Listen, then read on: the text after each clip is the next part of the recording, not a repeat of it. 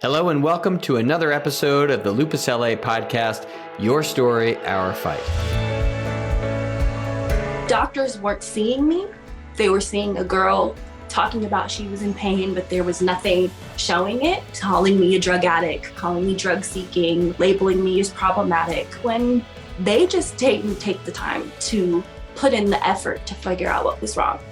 Fatigue was incredible, to the point where I'd be in the grocery store, I'd be like, I could just lay on the ground here and let the carts go over me. People used to assume that I'm lying to get out of plans when I was just sick, and that's it. It was scary there for a little while, but thankfully I had a great doctor who was able to really listen to me, which I think is extremely important. Were you having a lot of people tell you, oh, it's your job and you're directing music videos, so you're probably keeping these crazy hours, and that's what's, is that sort of the excuse that they were giving you?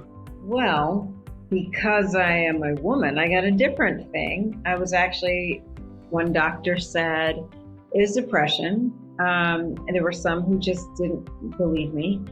Another doctor said his daughter had the same thing, and when she got a boyfriend, it went away. But you're so desperate for an answer. Well, I can't go buy a boyfriend. So what can I do medicinally? And he put me on Prozac, and I said, I don't think this is depression. And he said all the physical things. And I was like, well, they sounds right. I know I don't feel sad. Everything that she's presenting here tells me lupus, and all her blood work says lupus. And we're like, okay, but why didn't anybody else find this? It was nice to have an actual diagnosis, and it was nice to actually find something so that I could go back and tell my school that said, this is what it is. This is what I've been dealing with all of this time. Ask questions.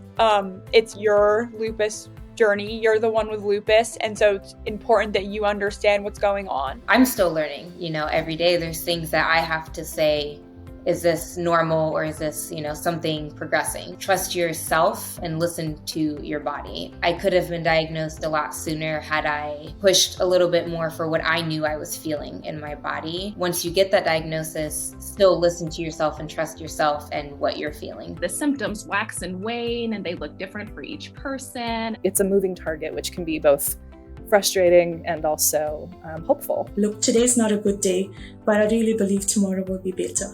It kind of took a courage to accept what was happening in my body. Always be the heroine of your own life. You are not going to stop me. This rule is not going to stop me. Lupus is not going to stop me. It's not that lupus defines me, but it is absolutely a part of who I am. And I'm grateful for that, in that I definitely have a heightened awareness of what matters.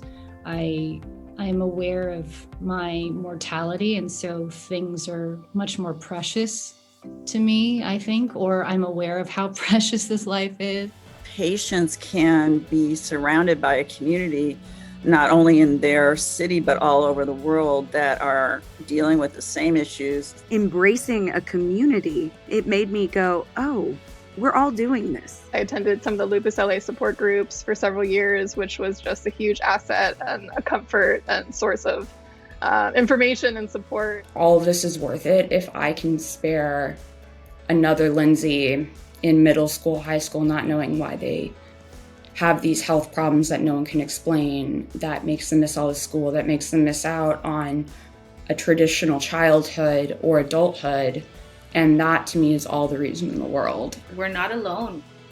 And no story is the same, which is amazing. But there are so many similarities with the things, we have to face that sometimes the world doesn't see, and that's okay. But we see.